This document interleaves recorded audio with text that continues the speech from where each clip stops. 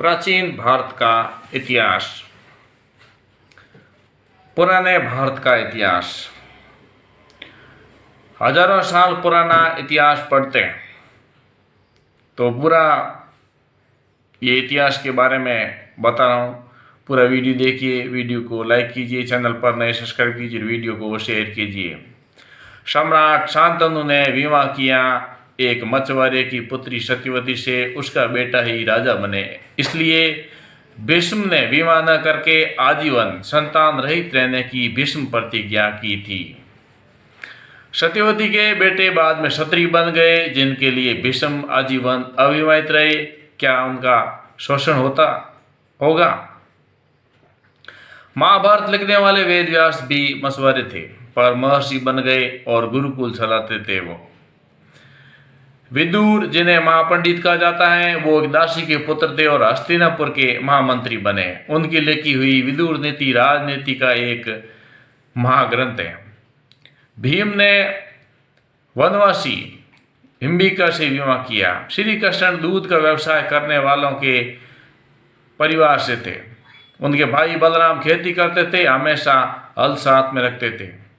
यादव क्षत्रिय रहे, कई प्रांतों पर शासन किया। श्री कृष्ण सबके पूजनीय गीता जैसा ग्रंथ विश्व को दिया।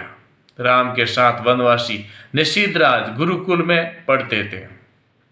उनके पुत्र लव कुश महर्षि वाल्मीकि के गुरुकुल में पढ़े थे, जो वन के वासी थे। तो ये तो हो गई वैदिक काल की बात। स्पष्ट है कि कोई किसी का शोषण नहीं करता था, सबको शिक्षा का अधिकार था, किसी भी पद तक पहुंच सकता था अपनी योग्यता के बल पर, योग्यता के अनुसार। वर्ण सिर्फ काम के आधार पर थे, वो बदले जा सकते थे। जिसको आज इकोनॉमिक्स में डिवीजन ऑफ लेबर कहते हैं, वही। प्राचीन समय की बात करें तो भारत के सबसे बड़े जनपद मगध पर जिस नंद वंश का राज रहा, वो जाति से नहीं थे। नंद वंश की शुरुआत मां पद्मनंद ने की थी, जो कि राजा नहीं थे। बाद में वो राजा बन गए, फिर उनके बेटे भी, और बाद में सभी क्षत्रिय ही कहलाए। उसके बाद मौर्य वंश का पूरे देश पर राज हुआ, जिसकी शुरुआत चंद्रगुप्त मौर्य से हुई, जो कि एक मोर पालने वाले परिवार से थे, और एक ब्राह्मण चाणक्य ने उन्हें पूरे देश का सम्राट बनाया। 506 साल देश पर मौर्य राज रहा। फिर गुप्त वंश का राज हुआ, जो घोड़ों का अस्तबल चलाते थे और घोड़ों का व्यापार करते थे। 140 साल देश पर गुप्ताओं का राज रहा।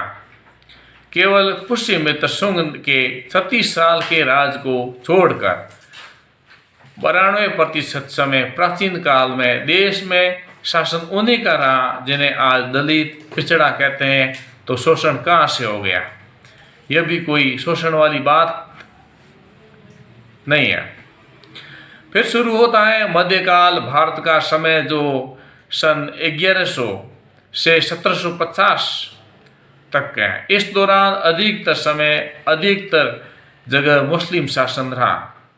अंत में मराठा का उदय हुआ और बाजीराव पेशवा, जो कि ब्राह्मण थे, ने गाय चराने वाले गायकवाड़ को गुजरात का राजा बनाया। चरवा जाति के होलकर को मालवा का राजा बनवाया। अहिल्याबाई होलकर खुद बहुत बड़ी शिव भक्त थी। ढेरों मंदिर गुरुकुल उन्होंने बनवाए। मीराबाई, जो कि राजपूत थी, उनके गुरु एक चर्मकार रविदास थे, और रविदास के गुरु ब्राह्मण रामानंद थे। यह तो शोषण वाली बात कहीं नहीं दिखती। मुगल काल से देश में गंदगी शुरू हुई, और यहाँ से पर्दा प्रथा, गुलाम प्रथा, बाल विवाह जैसी चीज़ें शुरू हुई। 1800 से 1947 तक अंग्रेजों की शासन रहा, और यहीं से जातिवाद शुरू हुआ, और उन्होंने फूट डालो और राज करो की नीति के तहत राज किया। अंग्रेज अधिकारी निकोलस डार्क की किताब कास्ट ऑफ माइंड में मिल जाएगा कि कैसे अंग्रेजों ने जातिवाद, छुआछूत को बढ़ावा दिया, और कैसे स्वार्थी भारतीय नेताओं ने अपने स्वार्थ में इसका राजनीतिकरण किया।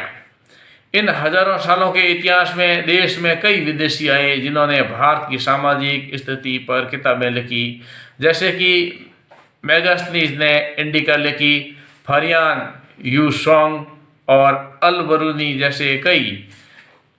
किसी ने भी नहीं लिखा कि यहाँ किसी का शोषण होता था। योगी आदित्यनाथ जो ब्राह्मण नहीं है, गोरखपुर मंदिर के महंत हैं, पिछली जाति की उमा भारती महामंडलेश्वर रही है। जन्म आधारित जाति व्यवस्था हिंदुओं को कमजोर करने के लिए लाई गई थी, इसलिए भारतीय होने पर गर्व करें और घृणा, द्वेष और भेदभाव के षड्यंत्र से खुद भी बचें और औरों को भी बचाएं, क्योंकि पूरी एकता जब होगी तभी देश आगे बढ़ेगा।